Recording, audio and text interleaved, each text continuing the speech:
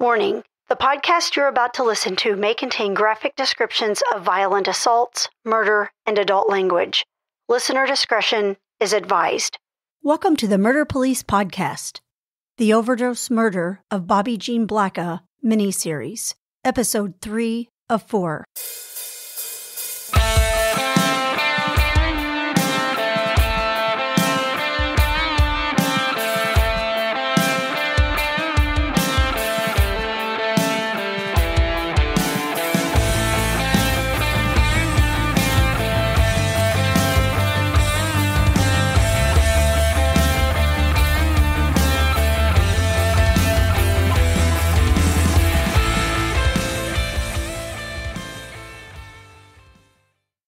Episode 2 was very informative. Why don't you tell us what we can expect as we go into episode 3?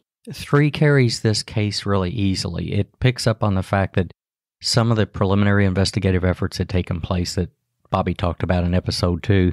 Now he starts to go deeper. Now he starts to talk more about contacting more people as the picture became more clear. We're going to see why when he first got to this, why it didn't appear to be just another overdose. I know that's a callous way of putting it, but that's the way they are, that something inside Bobbie talked to him, his intuition, and it began to play out very well in the rest of the investigation. So we're going to see what it's like in episode 3 when he starts to interview more people, and as he gets closer to the truth. We've had more than one detective on this case talk about how they'll interview somebody, and while they don't think they ever get the full truth, they get as close to the truth as they're going to get, and we'll hear that too. We're also going to find out, too, that Bobbie wasn't the only one that had his heart set on this and was really working diligently. He was blessed to have a district attorney's office in his jurisdiction that spent a lot of time doing research on case law and things like to evaluate whether accountability could be held in this case. So we'll hear a lot about that. Okay, well, let's get into episode 3.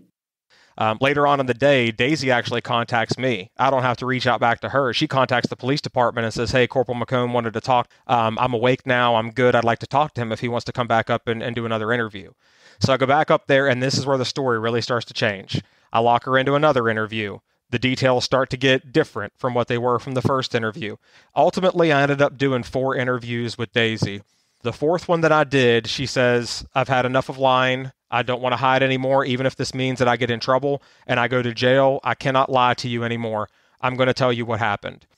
She goes on to explain the story. This is the actual closest to the truth that I believe that we actually got. I do believe there was some details that were still fuzzy.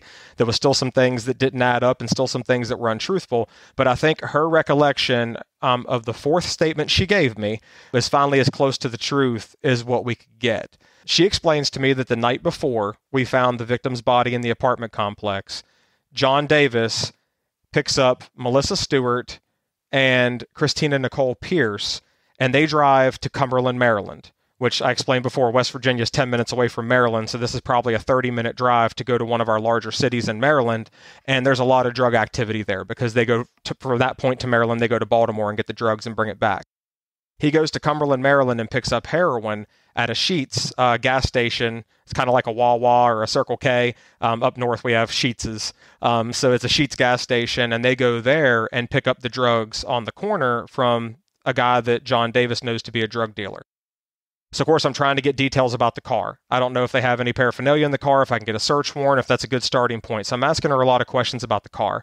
And she says, I'm really not a car person. I can't tell you if something's a Ford versus a Chevy. I don't know cars. I know it was a very, very tiny, little older box car. Probably had 200,000 miles on it. It was a very old, beat-up car. It was blue, like a light color blue, and it was only a 2-door because she said, I went outside and they all had to squeeze into this little car, all 3 of them, and it was a very tiny little 2-seater with a small seat in the back car. Like I said, my jurisdiction was only 4,000 people, very small city, very small town. I was able to eventually drive through the town and find this car. And I'll talk to you a little bit more about that as we get into this. So she explains to me they come back later on that night. Their trip was successful. They went to Cumberland, Maryland. They picked up an undisclosed amount of heroin. And she said, I'm not a heroin user. I smoke weed. I don't know how much it was. It was a bag or a sack of heroin. When I'm trying to get her to describe it, do you know if it was laced with anything? Did John say, they called him John Boy. So did John Boy say that it was cut with anything? Did it have any other drugs in it? Do you know how big the bag was? The way she described it to me, I'm guessing it was probably 5 grams of heroin. So she says they're in the apartment, they're drinking, they're smoking weed, they're partying. And she says that Bobbie Jean Blacka says, I used to use heroin, but I haven't used it in a long time. I'm kind of going through a rough patch right now with marital problems and some stress. I just want to get high and go to sleep and forget about my life for a little bit. She goes, I'm really nervous shooting up. I never liked needles going into my arm. Will somebody else do it? We were never able to find out who the individual was that actually put the needle in Bobbie's arm and injected the heroin, but somebody prepped the heroin for her and put it into her arm and shot her up. They said immediately she felt the effects of the heroin, she was on the corner of the bed, and we call it on the nod in law enforcement. It's when somebody becomes very sleepy and lethargic and their head starts to drop, kind of like you're falling asleep in class kind of syndrome. You can't help it. You can't keep your eyes open. Your head's falling asleep. If you've seen anybody under the influence of alcohol, they'll kind of do that same thing when they get really sleepy and drunk. And she comes to the point where she actually passes out, falls off the edge of the bed, and she does hit her face on the corner of the entertainment stand. At this point, she's laying face down with her neck kind of bent sideways against the entertainment stand, and they grab her and roll her over to her back, and that's when they start dumping the water and putting the ice packs on her groin and trying to wake her up. Daisy at this point confesses to me in statement number 4 that they tried to feel for a pulse, and all of them were so messed up that the one girl who said she was a CNA says, I don't know if I'm doing it right, but I can't feel a pulse, and it doesn't look like she's breathing. So they all collected the heroin, left the apartment with the heroin because of that law we talked about earlier. They were in fear of calling for the ambulance and afraid the police would show up and they would all be arrested for possession of heroin, which is a felony in West Virginia. It's a Schedule II narcotic. It's a felony. So they all collected the heroin and they leave her body in the bedroom, close the door, and they leave for the night and leave her in there. Did Daisy give an answer? If you're going to remove it, fine. You don't want to get arrested. Why did they not call for an ambulance when they left with the heroin and say, make up a lie? We just got home and found her. Why wait till tomorrow? That was absolutely the question that I asked. And she began to cry at that point, and you could tell emotionally that's where she had that conviction. And she said, you're absolutely right. We should have. And I don't know why we didn't do that. And I have no excuse for that. We should have. And I said, even if you guys would have been arrested for it, don't you think a human being's life would have been worth calling? And what if the ambulance could have came and gave her Narcan and saved her life? And again, she lost it, hysterically crying. And at this point, she lost all physical control of her body. Her knees began to buckle. She hit the ground and just sobbed in the corner and said, I know, we should have called for help. Wow. So she willingly gives you the name to John Boy and Melissa and Christina, and you find the little Yugo or Chevette. Yeah. I think it was like a blue Ford Festiva, if memory serves me correct. This was 6 years ago, so it was one of those cars, in college that you pile 9 people into, but really only 3 fit. And I'm guessing some of our listeners won't even know what a Yugo or a Chevette is. I'm showing my age. Just think of the circus when all the clowns came piling out. Right. Yeah, one of those little clown cars painted blue is exactly what it was. So I'm just on routine patrol, and I'm one of those people. I'm an extremely analytical thinker. And in cases like this, would drive me nuts because I'll analyze it every which way, and I want to get that missing piece. And I'm just driving around my jurisdiction on a slow day, kind of answering other calls as they come in, and I come across this blue car that's actually parked off the street. It's physically parked in someone's backyard. And I go up and knock on the door, and I'm like, hey, sir, do you got a minute? Can I just talk to you? And he's like, yeah, what's going on? And I was like, do you happen to know a guy named John Davis? And he goes, yeah, that's my nephew. And I said, I said, so does he borrow that car frequently? And he goes, yeah, he borrows it all the time. So, of course, I began to talk to him and build that rapport with him. Did he happen to borrow it on the evening of? Yeah, he got the car. He took it that whole entire night and brought it back the next day. So I was able to get a statement which put all of them in that vehicle. He was able to confirm that he took the car, and to his knowledge, when I said, sir, do you know where he was going to go with the car? He told me he was going to a party down at this apartment complex and said he had to run to Cumberland, Maryland first. So he was able to corroborate certain aspects and pieces of Daisy's story, that they did go to Cumberland to pick up narcotics and then went back to this apartment complex where they were going to use the narcotics. So he was able to give me a written statement in that. He gave me consent to search the car. The car smelled like weed, but I did not recover any evidence whatsoever from the vehicle. At that point, I'm calling the gas station in Maryland. Hey, can I get copies of your security surveillance footage? I know that I'm out of state. I can have the district attorney in Maryland draw up paperwork, and we can do an interstate, compact type thing to do a joint investigation and cooperate on this.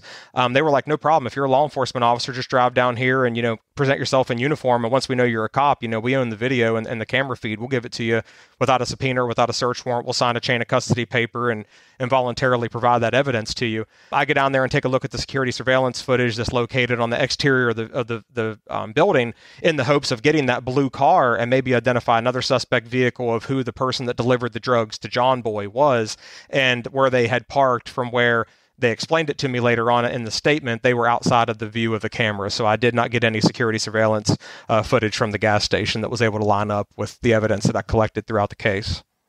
Was Uncle able to tell you where John Boy was? He says he's kind of a drifter, as, with most of these people that you're identified with law enforcement, that have substance abuse issues. We call them couch surfers. A lot of them will kind of just bounce around from family member to family member, friend to friend, sleep on couches, they sleep on their cars. And a lot of times it's really sad, but they do that because they burnt bridges with a lot of people. Dave and I were talking before we started the podcast session this morning, and I told him, I said, half my family is law enforcement and the other half are criminals. I've arrested my cousin. She had a meth lab in her house in my jurisdiction. She had a meth lab in her house with 2 little babies in the residence. Put her in state prison. My brother's arrested my aunt. He's arrested a cousin of mine for probation violation. And with a lot of those people that have those substance abuse issues, my cousin, for example, he would go into his mom and dad's house, and the day after Christmas, they would come out and see their 70-inch flat screen TV gone off the shelf, knowing that he took it. He'd take it down the street and sell it for $20 and go get a hit of heroin or go get an oxy pill. You're talking $1,000 TV, and he would get high. He burnt those bridges with his family so much that they told him, you're not welcome back in this house. You just keep using us and you keep burning those bridges. So they have to go house to house in order to avoid being homeless. Right. And a lot of times they do end up on the street because of that narcotics addiction. So John Boy was this type of drifter, you learn. And with Melissa and Christina, were they kind of the same thing, or were they more established than John Boy? No, they were all kind of the same. They all had substance abuse issues. They all had criminal histories, been in and out of trouble with the law. So just to paint a picture, John Boy was the oldest. He was 36 years old. And you had Melissa Stewart, who was 22. Our victim was 38. And then you have Christina Nicole Pierce, 21, and then Daisy was 31. So we have them all scattered kind of throughout their early 20s to early 30s, Bobbie Jean and John Boy being the oldest of the two. So that's kind of that age gap that kind of goes, into that. And of course, they all said, we grew up together. It's a small town. We knew one another through family connections and known associates. We've been partying together for a long time, that kind of thing. So Daisy's painting this picture. I'm able to finally get in touch with John Boy. He comes down and talks to me, same thing. A lot of body language is telling me he's being deceitful. I'm able to tell him, I'm not going to discuss with you who gave me these statements, but I know you did this, and this. I'm already ahead of the game. You can play ball with me and really, tell me what happened and fill in these missing pieces and let me know what's going on. Again, he was very, no, it wasn't me. I don't know anything about that. We didn't do that kind of thing. He never invoked his right to legal counsel. He did give me a voluntary confession, but it was 100% untruthful. So I couldn't really do a whole lot with what he was telling me. I was able to make several phone calls, and I got in touch with Christina Nicole Pierce's mother and kind of told her, hey, I really need to talk to your daughter. She says the same thing. She's hit or miss. She'll go months at a time and I won't hear from her. She'll be on the run from the law. She'll have warrants in her name. I don't know where she's at. And I said, well, I make you this promise to build this rapport to you. I have checked her name in the criminal database system. She does not have any outstanding warrants at all. And you have my word, if she comes in and talks to me and fills in the pieces of this, she will walk out of this police department the same exact day. You have my word on that. They both come down. I tell Mom, I understand you want to be in the room, and I thank you for bringing her down here, but she's a grown woman. She's 21 years old. I need you to wait into the lobby out here in the police department. I can't let you in the interview room because she's going to act differently with you in the room and not be truthful about some things. Can you at least do that for me? And everybody that I met throughout this investigation, with the exception of Christina Pierce, was very, very helpful, and they wanted to assist law enforcement, which later on, I know we have some questions that are built in, people that are kind of going against law enforcement and making the investigation a little more difficult. Lucky for me, I did have people with the extent of some of the suspects that knew that they were going to be in trouble that were a little bit untruthful. But all in all, they were very, hey, we want to help, we want to assist. They were very kind to me. They were welcoming to have me ask them questions and participate. So Christina comes into the room. Mom leaves. Mom goes out. Yeah, well, Mom's in the lobby. Christina comes into the interview room.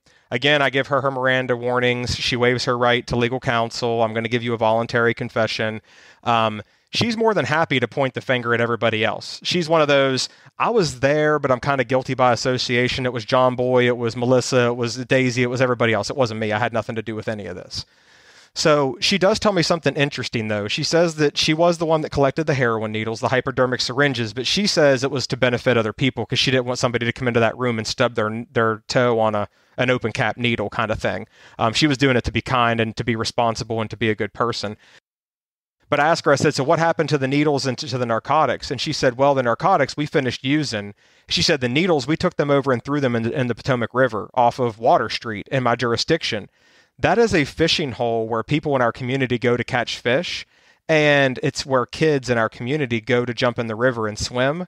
So she threw those needles into a swimming hole where a lot of kids go that could have stepped on them, affected those children. So I told her, if you're that concerned about keeping people safe from an open cap needle, why'd you throw them in the river where kids swim? And she looked at me and said, that's not my problem. Oh, wow. So she was the one that was very difficult to work with because she was not happy to see me, and she was very nasty during the interview, did not want to play nice at all with these kind of things. That was a difficult interview. Later on in the court part of this that we'll get into with the court phase of it, we had our felony preliminary hearings, and her attorney questioned me on the fact that, was it true that Christina Nicole Pierce was under the influence of a controlled substance when she did the interview with you? So therefore, anything that she told you is inadmissible in court because she didn't have the capability of giving a clear-minded confession or a statement because she was under the influence of heroin. So I really had to articulate, on the stand that based on my training and experience, where I was certified as an advanced roadside impaired driving officer, it's kind of the step that you take before a drug recognition expert for anybody that knows anything about traffic enforcement and interdiction. You're kind of trained and you specialize in knowing the adverse effects on the body. It's a little bit further than your standard field sobriety that you do for drunk drivers, where you do the horizontal gaze nystagmus and the walk and turn test, those kind of things. You do a little bit further into the evaluation stage, and I could tell him, I said, she did not have pinpoint and fixed pupils during the interview. She was not lethargic. She did not slur her words. She didn't appear to have that slouch in her body. She was very clear-minded. She could, respond well. She was processing what I was telling her well. So I was able to articulate that, and the judge ultimately ruled that her statement was admissible because I acted in good faith to believe that she was not under the influence. But I'll talk a little bit later in our follow-up questions on how that changed the way that I did interview and interrogation from that point forward based on what happened in court. You always want to get better and learn from, right. mistake that you might have done or get better. So that was a challenge for me during that case. Well, but she was able to... I apologize. Go ahead. No, go ahead. I was going to say, with Christina giving you some attitude and a hard time, did you find that John Boy and Melissa were the same way, or did they seem more open to your questions? They seem more open, and several times, it's kind of like if you've done interview and interrogation for any point in time, you'll realize when somebody gives you those definitive exclamatory statements of, I really, really want to help you, officer. I really want to help you, detective. That's an aversion of some form, that they're not wanting to truly help you, because if they did, they'd be telling you the truth and they wouldn't be stumbling, making up answers in their head as you're going through the interview. And both of them said things like that. I really, really want to help you. And it wasn't until I was able to read the body language of Melissa when she finally broke down and said, I can't take this anymore. I have to come out and I have to confess and I have to tell you what happened, even if it means that I'm going to be in trouble. When she said that, I knew in my head before I even did the interview, this is as close to the truth as what we're going to get. Did she closely match Daisy's fourth confession? She did. A lot of the details were spot on, and they did match up. And of course, I asked Daisy, now that you're working with me and you're being honest, I want you to be honest. Has John Boy or Christina or anybody else reached back out to you to try to corroborate your stories and make sure everything matches up? Is this staged in any way? Is anything they're going to tell me, is it going to be staged? And she says, no, I haven't talked to him since the night that we partied, and you can look at my phone. She threw her phone right on the desk. You can search my call log and my text message history. Now, again, she could have deleted it, but at that point, I felt fairly certain that she was being truthful to say, there's my phone. You can look in it without a warrant. You have my consent. I have not talked to any of them since the day that we called 911. Wow. So at this point, you interview your 4 people, and I know you got convictions on 3 of them. What ends up happening with Daisy? Basically, with Melissa, she was on the run. She had a federal warrant, and for the life of me, I can't remember what her charges were, but I do know that the feds were looking at her, and she was hiding out, sleeping in someone's barn, like, three counties away.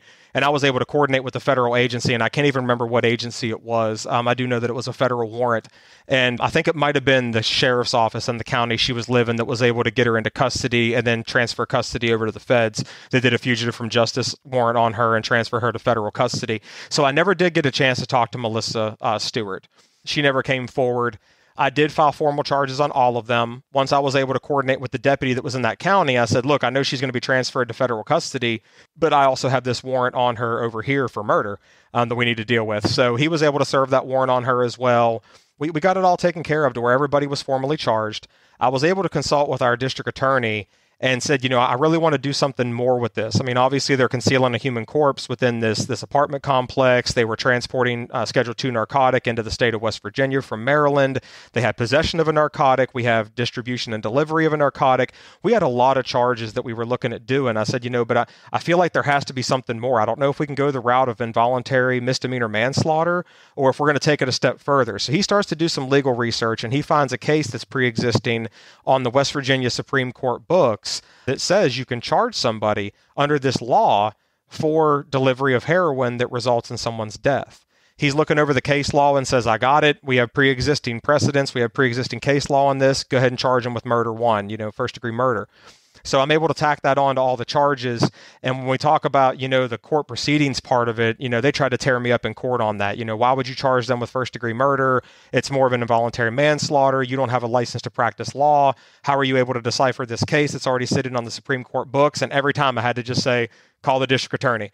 I contacted him. He advised on which charges to go with. I cannot tell you. All I know is that in West Virginia, our lower level court is a magistrate court.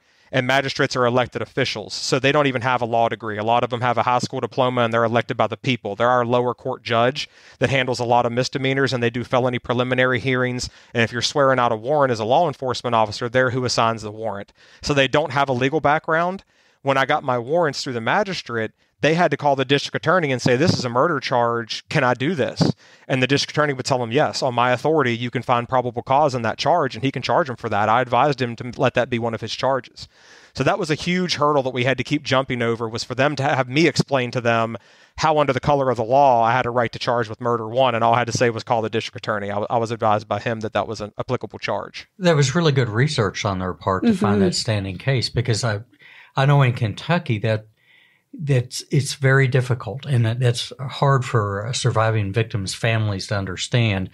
I remember when I was in the unit, specifically, I had a drug overdose of a young man. He was probably about 18 or 19. And I had many conversations with his mother on the phone, because her whole gist was go find out who gave him the drugs and charge him in that death. And especially back then, we had nothing. I know the most recent thing when I left the PD that we were doing successfully is on the federal side, there's an aggravator in trafficking.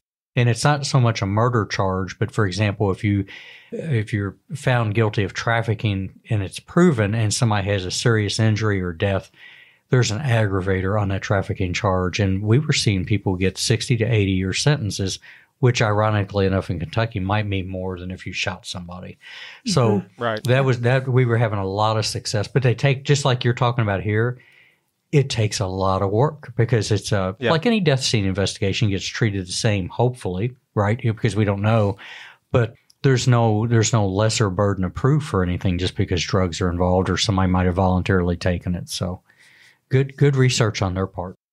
It absolutely was. I was very impressed with that aspect of it. So at this point in time, we now have 2 out of the 4 witnesses that are telling me nobody's going to confess to it, but somebody had injected heroin into the victim's arm.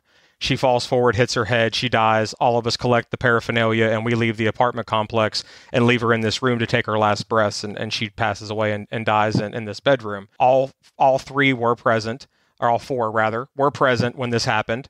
They all were contributors to it in some form or factum. John Boyd drove him to Maryland, picked up the heroin, brought it back into the state of West Virginia with the aid of 2 others. Daisy had the apartment complex, the dwelling in which it was, permissible activity. It facilitated the murder or the overdose. Somebody, which later on I did find out it was Christina Nicole Pierce, was the one that actually injected the heroin into the victim's arm. Melissa Stewart helped clean up the heroin and brought it back out. So all of them were accessories in some form or another, which led all of them being charged with the murder one charge. At that point in time, we really didn't break it up when we went to court with the indictment as far as who's going to be an accessory before or after the fact and who's going to be the primary facilitator of the murder one charge. Across the board, all of them got the same exact charges. Did Daisy get that as well? So Daisy, I think the prosecutor was so overwhelmed with the fact that she cooperated and the investigation would not have been nearly solved to the level that it was if it weren't for Daisy.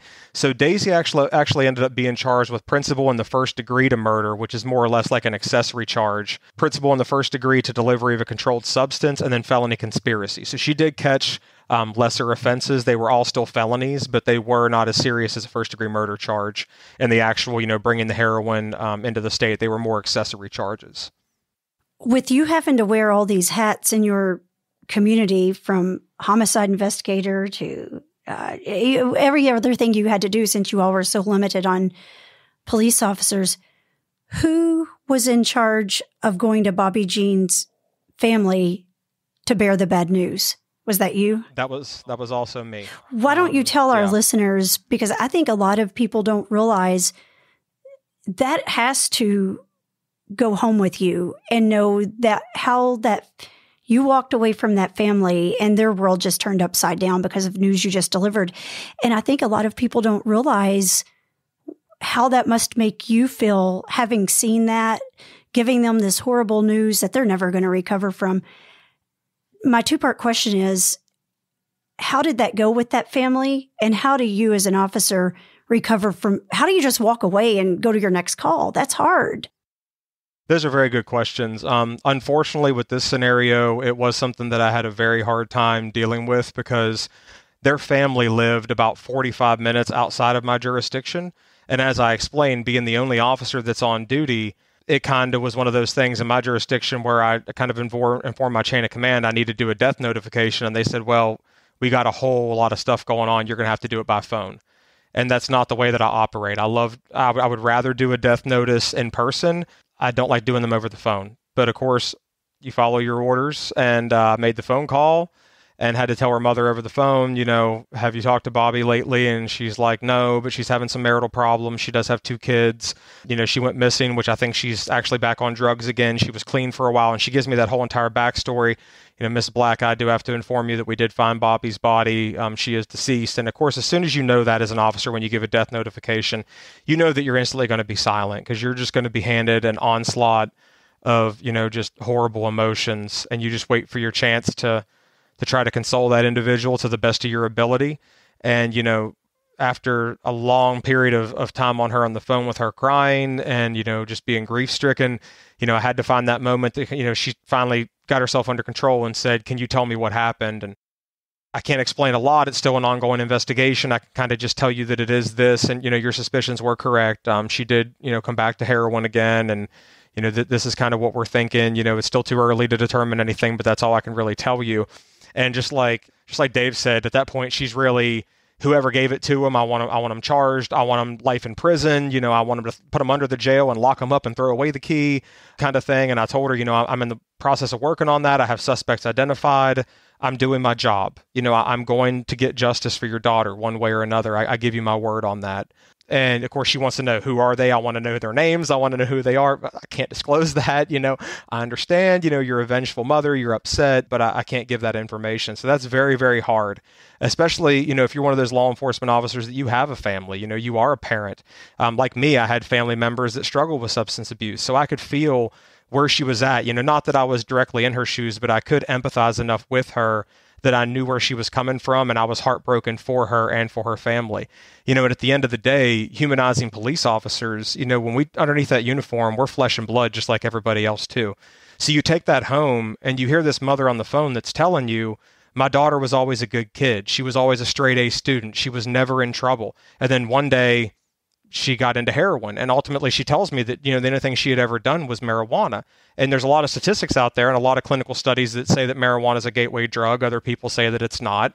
I'll let that be up to our listeners to determine how they feel about that. And I'm not going to go into the physiology of whether or not it is or isn't a gateway drug.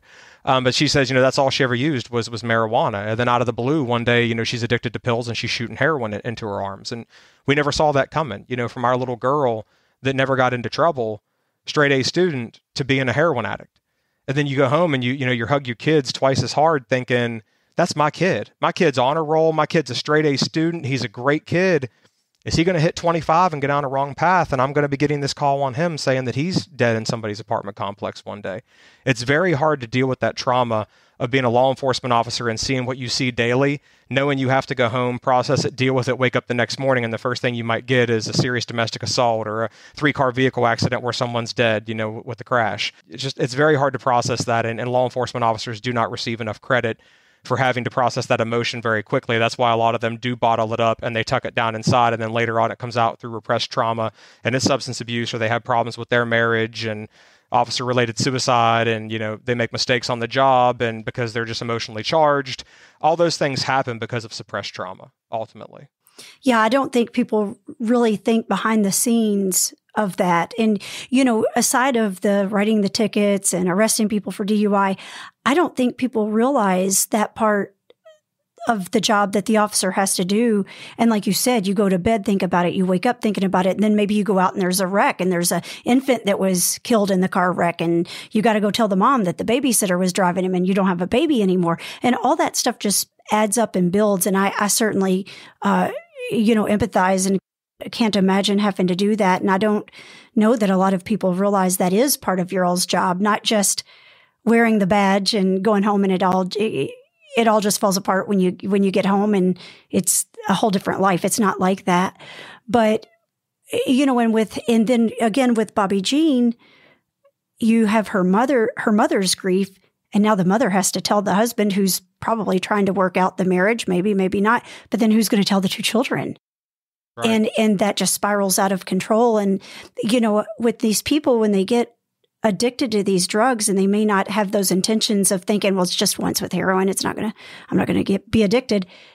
And then ultimately you just wish that they could see the grief on the mother's face, or like with yourself, having to hang up that phone call and feel so empty knowing the news you just delivered. You just wish that they could say, I'm not going to do that. I don't think people realize what an effect it has on everybody. And that drug's so horrible because it gets a hold of them and they can't even shake it. Yeah.